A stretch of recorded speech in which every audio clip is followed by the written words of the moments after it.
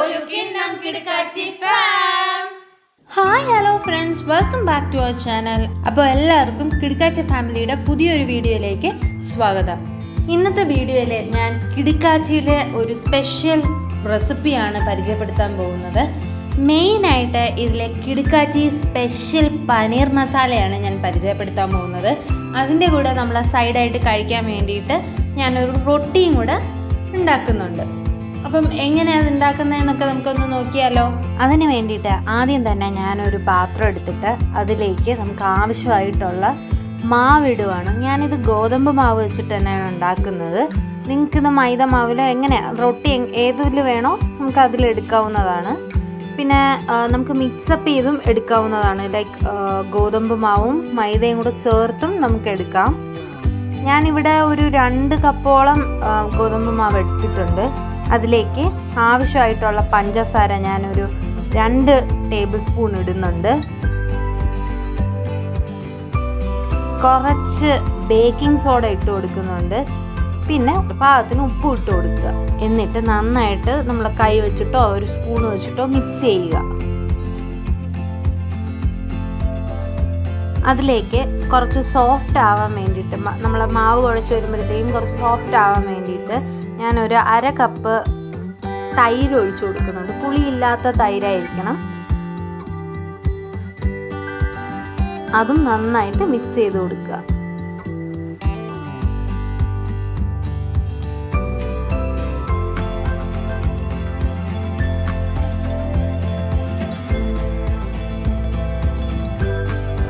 ഒരുവിധം നന്നായിട്ട് ഞാൻ മിക്സ് ചെയ്തെടുത്തിട്ടുണ്ട്. ഇതിലേക്ക് നമുക്ക് ആവശ്യമായിട്ടുള്ള വെള്ളം ഒഴിച്ചു കൊടുക്കുക. നമ്മൾ കുഴച്ചെടുക്കില്ലേ സാധാരണ പോലെ, അതുപോലെ നന്നായിട്ട് ഒഴിച്ച് കുഴച്ചെടുത്ത് തുടങ്ങാം. ഞാനിവിടെ സ്പൂൺ ഉപയോഗിക്കുന്നേ ഉള്ളൂ. നിങ്ങൾക്കിത് കൈ വെച്ച് നന്നായിട്ട് കുഴച്ചെടുക്കുക കേട്ടോ. നമ്മൾ കൈ വെച്ച് ഒഴിക്കുമ്പോഴത്തേക്കും കുറച്ചും കൂടെ എളുപ്പത്തിലും അതുപോലെ എല്ലായിടത്തും നമ്മൾ ഒരു കുഴയ്ക്കുന്ന ടെക്സ്ചറൊക്കെ നമുക്ക് കറക്റ്റായിട്ട് കിട്ടും. ഇനി ഞാൻ എന്ത് ചെയ്യാൻ പോകുന്നതെന്ന് പറഞ്ഞാൽ കുറച്ചും കൂടെ ഒന്ന് നമുക്കൊരു ഇതായിട്ട് നല്ലൊരു സോഫ്റ്റായിട്ട് കിട്ടാൻ വേണ്ടിയിട്ട് അതിലേക്ക് ഞാൻ കുറച്ച് എണ്ണയും കൂടെ ഒഴിച്ചു കൊടുക്കുന്നുണ്ട്. നമുക്കിങ്ങനെ ഒഴിച്ചു കൊടുക്കുമ്പോഴത്തേക്കും കുറച്ച് നല്ല പരുവത്തിന് കിട്ടും. അപ്പം ഈ എണ്ണ കൂടിപ്പോയി അല്ലെങ്കിൽ കുറച്ച് വെള്ളം കൂടിപ്പോയി എന്ന് തോന്നുമ്പോഴത്തേക്കും ഞാൻ ഇതിലേക്ക് കുറച്ച് ഗോതമ്പ് പൊടി കുറച്ചും കൂടി ഇട്ട് കൊടുക്കും. അപ്പം അത് കറക്റ്റായിട്ട് നമുക്ക് കിട്ടും.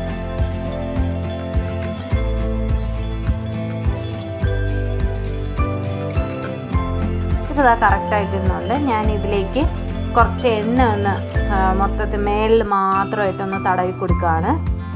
അങ്ങനെ മാറ്റി വയ്ക്കാം. ഒരു ഉള്ളി കുനുകുന അരിഞ്ഞതും ഒരു വലിയ ഉള്ളി നീളത്തിലരിഞ്ഞതും ഒരു ടൊമാറ്റോയും ഒരു പച്ചമുളകും കൂടെ എടുത്തിട്ടുണ്ട്. നമുക്ക് ഇനി ആവശ്യമായിട്ടുള്ളത് നമ്മളെ മെയിൻ ഇൻഗ്രീഡിയൻ്റ് ആയിട്ടുള്ള പനീറും പുതിനയിലയും മല്ലിയിലയും. ഇനി നമുക്ക് കുഴച്ച് വെച്ചിരിക്കുന്ന മാവ് ഒന്നും കൂടെ നന്നായിട്ട് കുറച്ച് ഇതിട്ടിട്ട് കുഴച്ചെടുത്തതിന് ശേഷം നമുക്ക് ഓരോന്നായിട്ട് പരത്തി തുടങ്ങാം. ഞാൻ ഈ കാണിക്കുന്ന പോലെ നമ്മൾ സൈസ് അനുസരിച്ച് നല്ല കട്ടിക്ക് വേണമെങ്കിൽ അങ്ങനെ കട്ടിക്കാണ് സാധാരണ റൊട്ടി പരത്തുക. നിങ്ങൾ കട്ടി അനുസരിച്ച് കൂട്ടുകയും കുറയ്ക്കുകയൊക്കെ ചെയ്യാം കേട്ടോ. എന്നിട്ട് നമുക്ക് ഇതിലേക്ക് ഞാൻ കുറച്ച് മല്ലിയിലയും കൂടെയൊക്കെ വെച്ചിട്ടുണ്ട്. മല്ലിയിലയും പുതിനയിലയുടെ ഒരു മിക്സും കൂടെ വെച്ചിട്ടുണ്ട്. ജസ്റ്റ് നമ്മൾ പരത്തുന്നതിൻ്റെ ലാസ്റ്റ് ഒരു പ്രാവശ്യമായിട്ട് ഒന്ന് ജസ്റ്റ് ഒരു പരത്തും കൂടെ അതിൽ വെച്ചിട്ട് പരത്തിയാൽ മതി. ഇനി ഞാനൊരു പാൻ എടുത്ത് അതിലേക്ക് നമുക്ക് ആവശ്യമായിട്ടുള്ള ഒരു ബട്ടർ ഇട്ട് നന്നായിട്ടൊന്ന് മെൽറ്റ് ചെയ്തെടുക്കുക. എന്നിട്ട് അതിലേക്ക് നമ്മൾ എടുത്തു വെച്ചിരിക്കുന്ന സവാള, നീളത്തിൽ അരിഞ്ഞ സവാള ഇട്ട് കൊടുക്കുക. എന്നിട്ട് നന്നായിട്ടൊന്ന് സോട്ട് ചെയ്തെടുക്കുക. അതിലേക്ക് നമ്മൾ ഒരു അരിഞ്ഞു വെച്ചിരിക്കുന്ന ടൊമാറ്റോ നീളത്തിലായാലും ക്യൂബ്സ് ആയാലും കുഴപ്പമില്ല. ഇതാണ് കുറച്ചും കൂടെ ഒന്ന് പെട്ടെന്ന് ശരിയായി കിട്ടാനായിട്ട് ടേസ്റ്റ്. അതിലേക്ക് ആവശ്യത്തിന് ഉപ്പ്. അത് നന്നായിട്ടൊന്ന് വഴണ്ടൂന്ന് കാണുമ്പോഴത്തേക്ക് അതിലേക്ക് നമുക്ക് കുറച്ചൊരു സ്വീറ്റ്നെസ്സിന് വേണ്ടിയിട്ട് കാഷ്യൂ ഒന്ന് ചേർത്ത് കൊടുക്കാം. ഒരു 12 to 15 കാഷ്യൂസ് മതി. ഇനി ഞാനൊരു തവ എടുത്തിട്ടുണ്ട്. ആ തവയിൽ കുറച്ചും കൂടെ ബട്ടർ ചേർത്ത് അതിലേക്ക് ഒരു 2 ടേബിൾ സ്പൂണോളം സൺഫ്ലവർ ഓയിലും ചേർത്ത് പാനിൽ ചൂടാക്കാൻ വെച്ചിട്ടുണ്ട്. എന്തിനാണെന്നറിയോ, നമ്മൾ ചീനച്ചട്ടിയിൽ നമ്മൾ പനീർ ഇട്ട് ഫ്രൈ ചെയ്യുന്നതിനെക്കാട്ടിലും നമ്മളിങ്ങനെ ഒരു പാനിലിട്ട് ചെയ്ത് കഴിഞ്ഞാൽ നമുക്കതൊന്നും സ്പ്ലിറ്റായി പോവുകയോ അല്ലെങ്കിൽ ഇങ്ങനെ പൊടിഞ്ഞു പോവുകയോ ചെയ്യാതെ കറക്റ്റ് ക്രിസ്പിനെസ് കിട്ടും. അതിന് വേണ്ടിയിട്ടാണ് ഞാനിങ്ങനെ ചെയ്യുന്നത്. അങ്ങനെ ബാക്കിയുള്ളതും കൂടെ വെച്ച് കൊടുക്കുക.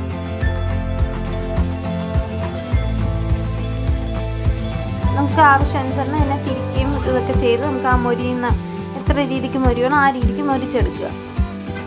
ഇപ്പോൾ ഒരു സൈഡ് മൊരിഞ്ഞിട്ടുണ്ട്, അടുത്ത സൈഡും കൂടെ മൊരിയാൻ വേണ്ടിയിട്ട് ഞാൻ തിരിച്ചിട്ട് കൊടുക്കുവാണ്. അപ്പോൾ എല്ലാ സൈഡും നമുക്ക് മൊരിച്ച് കിട്ടിയിട്ടുണ്ട്. ഇനി നമ്മൾ നേരത്തെ സോട്ട് ചെയ്ത് വെച്ച ടൊമാറ്റോയും ഉള്ളിയും ഇട്ട് പേസ്റ്റ് ആക്കി എടുക്കാൻ പോവാണ്. വീണ്ടും ഞാനൊരു പാൻ വെച്ചിട്ട് അതിലേക്ക് കുറച്ച് ബട്ടർ ചേർത്ത് കാഷ്യൂവും ചേർത്തിട്ട് സോട്ട് ചെയ്തെടുക്കുക. അതിലേക്ക് നമ്മൾ കുനുകുന അരിഞ്ഞു വെച്ചിരിക്കുന്ന ഓണിയൻ ഇട്ട് നന്നായിട്ട് സോട്ട് ചെയ്തെടുക്കുക. അതൊരു 2 മിനിറ്റ് കഴിഞ്ഞിട്ട് നമ്മൾ പച്ചമുളകും കൂടെ അതിലേക്ക് ചേർത്ത് കൊടുക്കുക. ശേഷം നമ്മളെ ബേ ലീഫില്ലേ, പട്ട, അതുണ്ടെങ്കിൽ അതും കൂടെ ഒന്ന് ചേർത്ത് കൊടുക്കുക. ഞാൻ ആദ്യം കാണിക്കാൻ വിട്ടുപോയി, പിന്നീട് ഓർത്തത്, അതുകൊണ്ടാണ് ഞാൻ ഇതിൻ്റെ ഇടയിൽ പറയുന്നത്.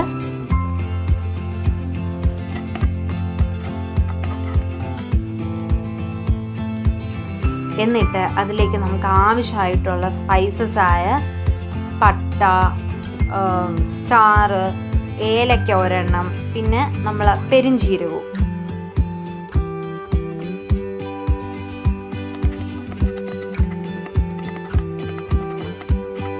നന്നായി സ്വാട്ടായി എന്ന് കാണുമ്പോഴത്തേക്കും അതിലേക്ക് നമുക്ക് കുറച്ച് മഞ്ഞൾപ്പൊടി, കുറച്ച് മുളക് പൊടി, ലേശം ഗരം മസാലയുടെ ഒരു ടേസ്റ്റൊക്കെ ആവാം. പിന്നെ നമ്മൾ പനീർ ബട്ടർ മസാലയുടെ ഒരു മസാലയും കൂടെ നമുക്ക് മേടിക്കാൻ കിട്ടും. അത് ഏത് കമ്പനിയുടെ എന്നൊന്നുമില്ല, നമുക്ക് ഇഷ്ടമുള്ളത് വാങ്ങിച്ചിട്ട് അതും കൂടെ കുറച്ചൊന്ന് ആഡ് ചെയ്ത് കൊടുക്കുക. നമ്മൾ അടിച്ചു വച്ചിരിക്കുന്ന ടൊമാറ്റോയും ഓണിയനും കൂടെ ഉള്ള ഇത് നമുക്കിതിലേക്ക് ചേർത്ത് നന്നായിട്ടൊന്ന് ഇളക്കുമ്പോഴത്തേക്കും നമുക്ക് കുറച്ച് എരിവ് കുറവെന്നോ അല്ലാന്നുണ്ടെങ്കിൽ നമുക്ക് കുറച്ചും കൂടെ ഒരു സ്പൈസ് കൂട്ടാമെന്നുണ്ടെങ്കിൽ അതിലേക്ക് നമുക്ക് കുറച്ചും കൂടെ പനീർ ബട്ടർ മസാലയുടെ പൗഡർ ആഡ് ചെയ്ത് കൊടുക്കാം. എന്നിട്ട് നന്നായിട്ട് ഇളക്കുക. ഇതിലേക്ക് ഉപ്പ് പാകത്തിന് വീണ്ടും വേണമെന്ന് തോന്നുന്നവർക്ക് ആഡ് ചെയ്ത് കൊടുക്കാവുന്നതാണ് ഈ സമയത്ത്. എന്നിട്ട് അതിലേക്ക് ആവശ്യമായിട്ടുള്ള നമ്മളെ മല്ലിയില, അരിഞ്ഞു വെച്ചിരിക്കുന്ന മല്ലിയില ഇട്ട് കൊടുത്ത്, പിന്നെ കസ്തൂരി മേത്തി, അത് നമുക്ക് ഡയറക്റ്റായിട്ട് മേടിച്ചിട്ട് അതുപോലെ ഇടാം. നമ്മളൊരു പാൻ എടുത്തിട്ട് അതിലേക്ക് ചെറുതായിട്ടൊന്ന് ചൂടാക്കിയിട്ട് ഇട്ട് കൊടുത്താലും ടേസ്റ്റ് അതിനേക്കാളും കുറച്ചും കൂടെ നമുക്ക് കൂടുതൽ കിട്ടും കേട്ടോ. അതൊക്കെ നിങ്ങളുടെ ഇഷ്ടമാണ്. ഞാനിപ്പോൾ ഇവിടെ ഡയറക്റ്റായിട്ട് ആഡ് ചെയ്ത് കൊടുത്തിരിക്കുകയാണ്. ടേസ്റ്റ് കുറവൊന്നുമല്ല, പക്ഷെ മറ്റേ മെത്തേഡിൽ കൂടെ ചെയ്ത് കഴിഞ്ഞാൽ കുറച്ചും കൂടെ ഒന്ന് ടേസ്റ്റ് കിട്ടും. അതിന് വേണ്ടിയിട്ടാണ് പറയുന്നത്.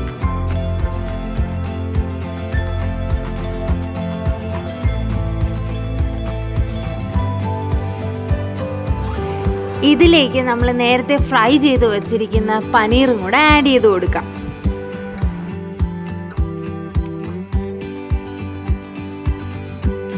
ഇപ്പം നമ്മൾ ടേസ്റ്റി കിടുക്കാച്ചി സ്പെഷ്യൽ പനീർ മസാല റെഡി ആയിട്ടുണ്ട്. ഈ ഒരു റൊട്ടിയും പനീർ മസാലയും കൂടെ വെച്ച് കഴിക്കാൻ വേണ്ടിയിട്ട് നല്ല ടേസ്റ്റാണ് കേട്ടോ.